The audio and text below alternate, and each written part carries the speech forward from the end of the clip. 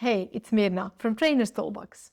Welcome to the Trainer's Toolbox podcast, a place where you can discover practical and effective tools and tips to make your workshops more insightful, engaging, and memorable. You are at the right place if you're looking to become the best trainer you can be and design truly impactful learning experiences. Ready?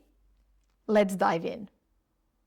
Today's episode is built with fresh and new trainers in mind, but even if you're experienced, I suspect you might find some good ideas on what to do better in this episode too. You see, all of us as trainers, we are a bit of a creature of a habit. We do things our way, we do things the way we learned from someone, and as we transfer and learn and embody good habits and good practices in design and delivery of learning, together with that, often we inherit some little blind spots and things that we miss to do strongly enough. And with these little traps and mistakes, we actually sometimes sabotage the learning. So for not to have that happen, today I want to share with you 7 different traps or mistakes that I see sometimes in different workshops, in different trainings, and that I want to encourage you not to do. Now, please be open-minded with this episode because all of these are things that we all do to some level and don't do to some level. So please don't think binary, yes, no, I'm doing this or I'm not doing this, I'm totally not doing this or I'm totally doing this, but really think from this perspective, how can I improve in each of these 7? What are the ways for me to bulletproof my training from this trap or mistake even a little bit more? How can I do this best practice to avoid the trap even a little bit stronger? And if 7 is a lot to follow, or maybe you don't have notes at hand and you want to keep on reflecting on them a bit later as well, I do remind you that in the link in the episode summary, you can find the little summary of all the points that I'm sharing today. Now, let's dive right in. The first trap, the first mistake, maybe the biggest one as well, that happens in trainings.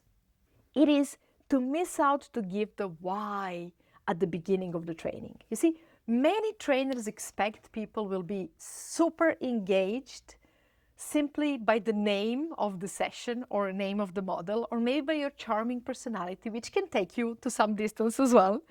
But the most important thing we can do for our learner is not just to give them knowledge and experience and so on. It is to support their motivation, to give them a reason to really care. Because only when they're motivated for certain content will they actually think actively about things you're sharing. And without active thinking, as you hopefully know, there is no learning. Now, one of the best habits we can do as a trainer is to make this why explicit. Why this training matter? Why are we here today? Make it really compelling. Now, how can we do that? There are many, many ways. We can state the workshop goal at the beginning. Of course, if it's interesting and compelling goal, not the hidden agenda of management who wants to do this workshop. So stating the goal, we are here in order to achieve this, not the topic, but the goal. What are we really here to practice, to learn, and what will be the impact on them and their life? We might also do it in a more facilitative way, asking them, why would this topic be relevant for you, for your work, for your life? If you would really implement this and learn this and change this, what would be the impact on your life, on your everyday things, on big picture of your life, on your goals, on your habits, on your behaviors, on your well-being, or whatever it is? We could also play into it by just listing some different benefits of the tool or the method. And we can do that in many different ways. It can be more straightforward, or it can be more through a story or different examples that we actually show what might be the benefits and the impact. We don't want to make why this very long and comprehensive part where we talk for 10 minutes about why our training matters. We want to make it 1 sharp or maybe 2 sharp sentences or a couple of quick questions or a very brief story or an example. But we want to make sure it's there, and we want to make sure it's there right at the beginning. You would be shocked how many times I see trainers leading the training with, we are here today to talk about communication, or we are here to work on your presentation skills, assuming people know why to work on their presentation skills and being super motivated. And even if people came because they want to work on this, you still want to support them to reconnect what the value of this topic really is, what its impact really is. because that will make them be really full in the workshop and engaged and active, and that will directly translate into the depth of their learning.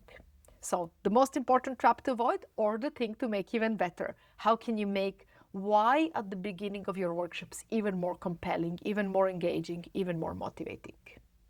Now, the trap number 2 that tends to happen, the one where you pretend that everybody learns like you. And I don't mean you really pretend, you're like, oh yeah, everybody learns like me. It's more like you don't even think about it much. You design the session the way you think it's the best, because that's the way you would want to learn. That's the way that suits your background or personality or communication style or learning style or perception style, or however you want to call it. It suits your preferences, it suits your pace, and in some way your style. So you basically design what you would enjoy as a learner, and that's very natural. You don't incorporate things that to you as a learner would not be interesting or would not be relevant. Now, this one is often one of the main insights and learnings on Train the Trainer course that I do, and even sometimes on advanced facilitation training, where people from direct feedback of other trainers and facilitators in the group get this understanding just how different we are, just how differently we see certain activity, and how can we actually build a training that it's with enough of variety and flexibility that it actually works for all these differences that participants bring in. Now, when we do that, we need to be aware, when we're designing our training, we need to be aware that adult learners have their strong preferences, strong opinion, a lot of experience behind them, and they have, ways in which they like to learn and operate. And that doesn't mean we always have to 100% adapt to their ways and, super, babysit them and overprotect that they do things the way they want. No, of course, we can push them out of comfort zone. We can challenge them to also engage with a different style, but we also need to support and respect their needs and interests. We need to make sure that they have a chance to engage with the process because they feel it's the process that works for them. Now, one of the most important ingredients in this is the variety in your design, ensuring that you're filling up different needs and different preferences by maybe, allowing different ways to engage in written and more silent or more verbal, in smaller group, in bigger group, in pairs, and just building for this variety where people can interact and engage in different ways and process in different ways. And also different types of spaces and pace and length of things and just overall variety. I won't go too much into design and how variety might look like, but the point is you want to design with a lot of variety in mind. And equally important, maybe even more important, you want to design with giving people a lot of choice and ownership over their process, over the way that they engage. You don't want to treat them like we treat kids in schools, where you plug them in and they have to follow your step-by-step exactly the way you imagined it. You want to give them more freedom over the way they engage. How to do that? That's a whole big new topic. Let me know if you would like me to cover it in one of the other podcast episodes. You can do that through LinkedIn. I'm linking my profile in the description of this episode, or you can do it by replying to any of Trainers Toolbox newsletters that I send every Wednesday. You can also check that and sign up if you're not signed up yet in the description. Or you can also join me for Train the Trainer or Advanced Facilitation course to really brush those skills in action by really seeing how can we design and really doing that in practice and seeing how it makes a difference to your learners. For all this, you can find the links related in the description. Now, the trap number 3 that happens in trainings too often. We assume that the content covered is also the content learned. What does that mean? We feel like we covered everything. It feels productive. We went through all the content and, we shared everything with them. We gave them exposure to all the ideas and tools and learnings that they needed. And then we think, okay, now they know it. But learning isn't exposure.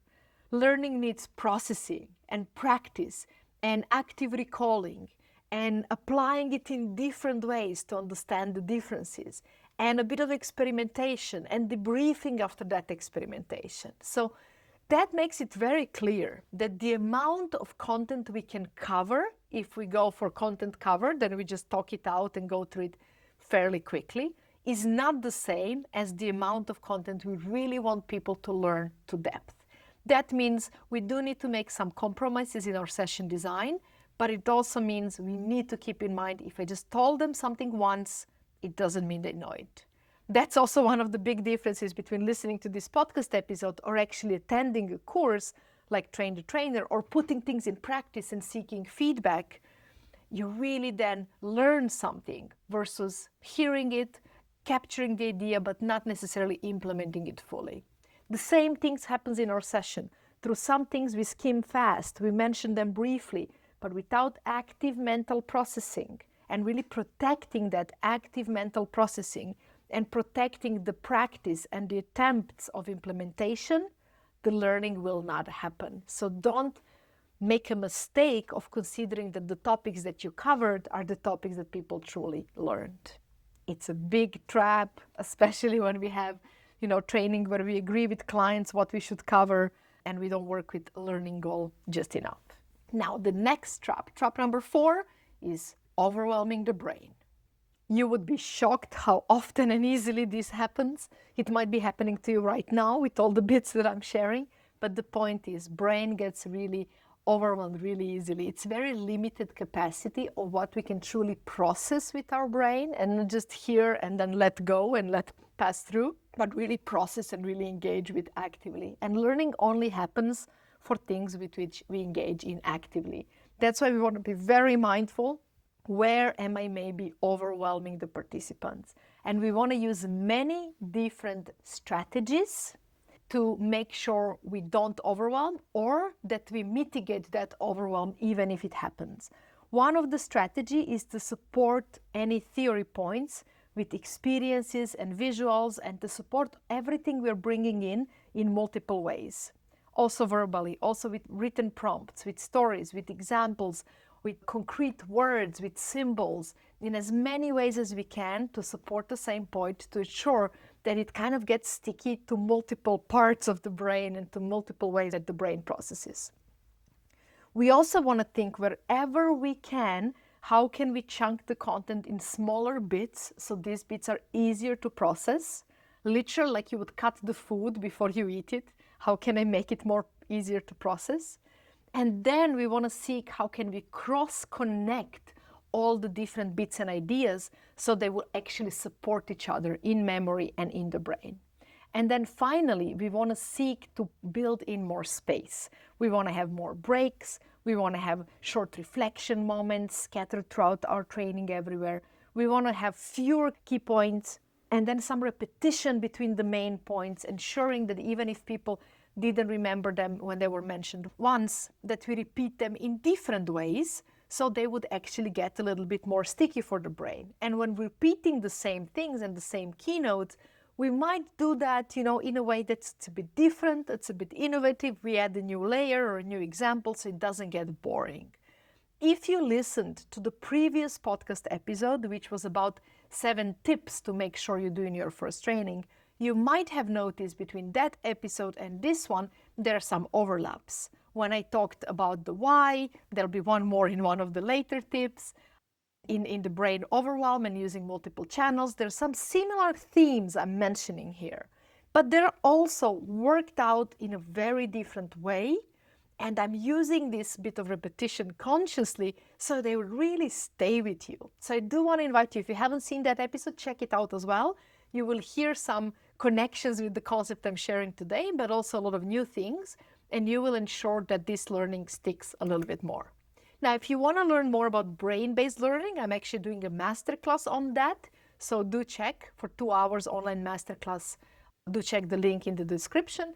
And we work with this a lot in Train the Trainer. So again, if you want to really nail your skills as a trainer, Train the Trainer is your place to go. Now, we still have 3 tips to explore.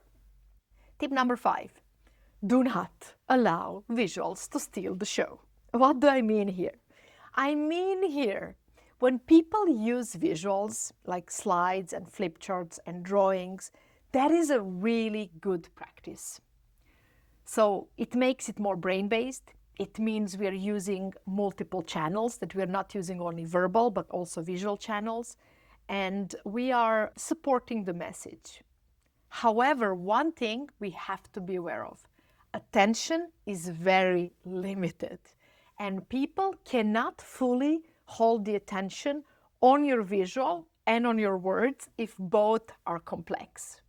So we want to be very mindful that visuals are congruent with our message, that they're supporting it and making it more sticky, yet that the message is the one that lands, and that it's not that people remember this wonderful, colorful thing and that they don't remember what ultimately the learning was. So make sure that the method, if your visuals are one of your good methods, that they don't overpower actually the message.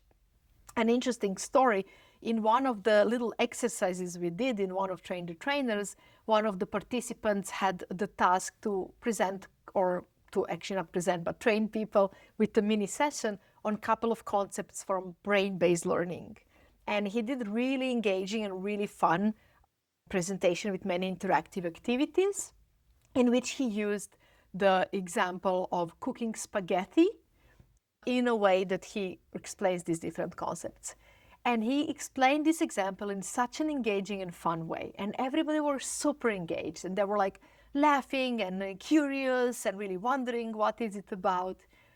And it went really in an engaging way, and it stayed with people. However, there was a huge problem in terms of learning.